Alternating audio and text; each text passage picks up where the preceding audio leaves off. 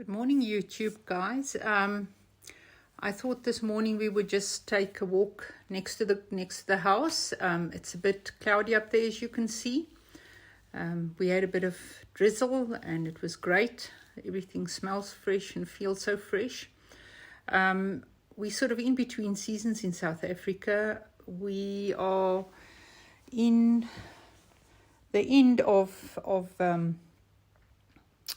winter, so heading towards spring. So as you can see, I overwintered some peppers here. This is a Juanita pepper, which is more commonly called the pecan pepper. You buy the sweet variety in the shops.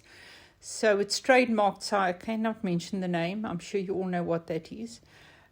We've got Malabar spinach. As you can see, I've harvested extensively. It's been cut. Chop it up. It adds nice color and interest to stir fries. And this is the white, the Alba Malabar spinach. It needs a bit of nutrients, as you can see.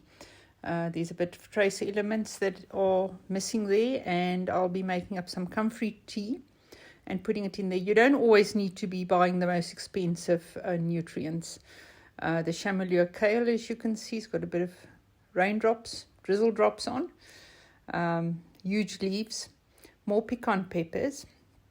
So I'm very, very glad that they didn't freeze during the winter, and they're already fruiting, which means I'll have an abundant harvest. So that's great. The spinach is still doing well. The leaves aren't as tender because they're not so young. And I'll let some go to seed and others I'll harvest and take for the little bunnies and rabbits at our local shelter, which is Woolies. And the bunnies can eat them. As you saw, there was more peppers in the previous close-up, and the ground is a bit dry. The overhang of the roof sort of stops the water from getting in there. This is a tomato that's put in a line tire. As I told you, I use the tires to contain the soil. I line it first so nothing leaches out from it. It makes for perfect containers. And then I shifted that tomato so that it gets more sun. This is a tire I'm just using to decompose everything I pull out of the garden. This is a little bunch of volunteer tomatoes, actually. It's right outside my kitchen window. So when I've used the chopping board and there's some pips left, I basically just wipe them off from the board and just let them grow there. As you can see, our heirloom tomatoes, these are a mixture of San Marzano and Romano tomatoes. They're growing there. If they cross-pollinate, it's fine with me. I've just picked off a little snail there because they love eating my plants. And I've got a little passion fruit coming up there. Eventually, when it's bigger and the tomatoes are done, I'll transplant it in the right position. Some more peppers. More Juanita peppers, more tomatoes. And then this is another sprouting broccoli. I was pleasantly surprised to see that it's sprouting broccoli and just not kale. I planted so many things at the same time. I just couldn't keep up.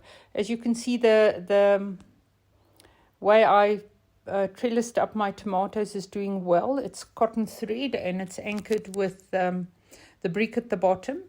I just hooked it up on the wall, so it's not tight around the tomatoes either, and it seems to be working well. It's the first year I've done it this time. At the back there's a little sweet pea with not a sweet pea, an ordinary pea, and this is a tamarillo.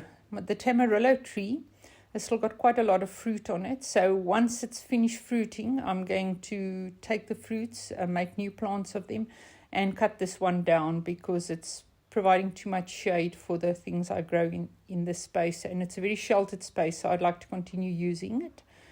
The parsley is doing well. I haven't blanched it yet so that it gets all thick. I actually wanted to seed in place.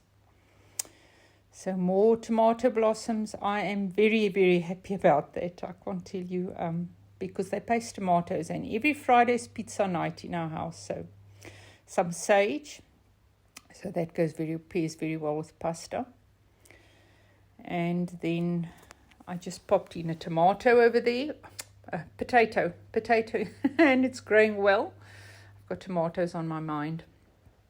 The potato hasn't started flowering yet. And then another slug, another invader. So I just picked them off. I've managed to get them under control at this stage. More Juanita peppers. Look how big they are. They're beautiful. I mean, they're amazing if you stuff them with some Philadelphia cheese or just keep them in the sweet syrup. One of those are busy colouring. Over here, I just threw down a whole lot of calendulas, and they're about to flower soon. More pepper plants, more tomatoes and tomato blossoms. Those are also the calendulas. If you look carefully, you will see that there are little buds forming there in the middle, right in the middle there. And more lovely tomato blossoms. Great stuff. I'm very, very happy about that. So we're going to be making a lot of pizza sauce and tomato paste. Sometimes the tomatoes just push out some more little side branches at the bottom. I don't want it so close to the ground because that promotes fungus growth. This seems to be a jalapeno pepper that has come up there. Then there's one tomato plant. I'm in two minds whether to pull it out. It's got some other leaf curl, and I haven't managed to identify exactly what it is. If you guys have got an answer for me, please comment down below and how you would suggest I deal with it. If I knew clearly it was something that I could identify, I do something about it, but I'm not sure. At the moment, I think I'll just pull it out. So yeah, I've put in compost. I've put in some pepper plant seeds. Once they germinate, I'll take them out. And in both of those containers, I've got store-bought ginger that I'm going to wait for to sprout. As you can see, I told you last time, I was pleasantly surprised to find sprouting broccoli, and it's doing well. It's great. When these plants are small, the little seedlings look exactly the same. So I thought this was ordinary broccoli, but clearly no. This was a branch from a previous Juanita pepper, and it's decided to make side shoots. So I think I'm going to just leave it like that so it can make a nice big bush. And this is a cancer bush that someone has gifted me. I gifted them some plants, and in return they gifted me that. And some more tomatoes. So I can't wait to see this harvest. It's going to be great.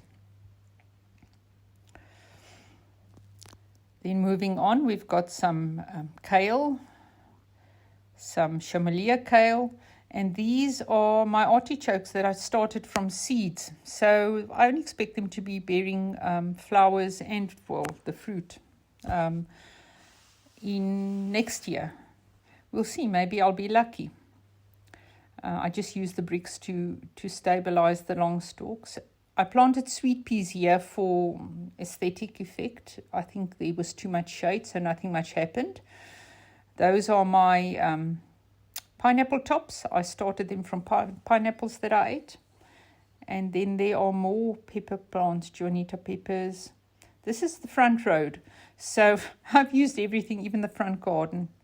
And looky here, people. This is Brussels sprouts. I've never grown them before, so I'm very happy to see that they're actually coming along nicely. They have a rounder leaf. I didn't know this, so I hope the one next to it's also a Brussels sprout. It seems to be that the Brussels sprouts have rounder leaves than the kale leaves. But it's a learning process. I'm learning every day, and I'm enjoying every step of the way. I hope you guys join me in the process.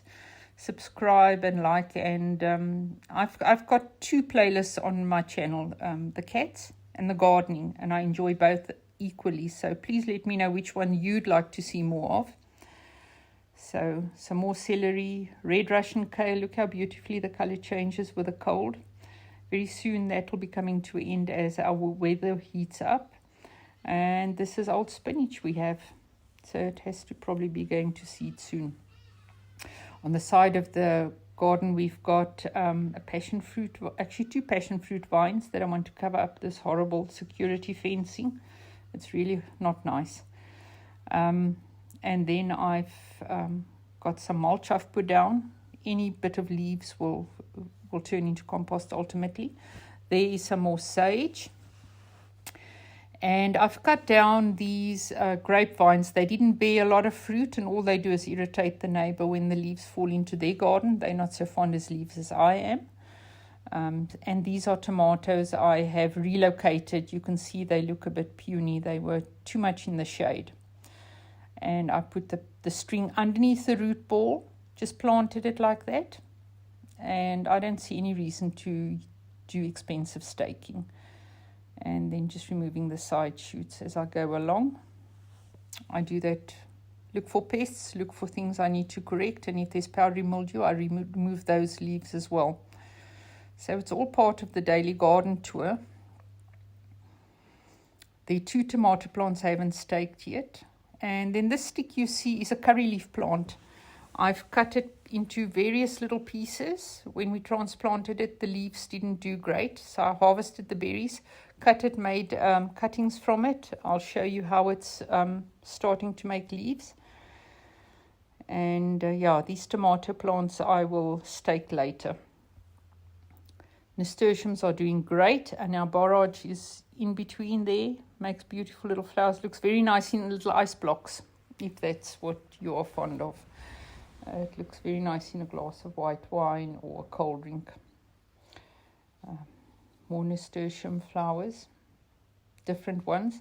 This nasturtium plant is a creeping variety, so it's taking over all over, but it attracts plants that are harmful to your other vegetables. So when it's full of pests, I just pull it out, and there we have a rainbow chard. Some dinosaur kale. I'll have to spray that. There's some aphids on there, and we do organic gardening, as I've said multiple times. So I'll come with my soap water. Look how nice these flowers look.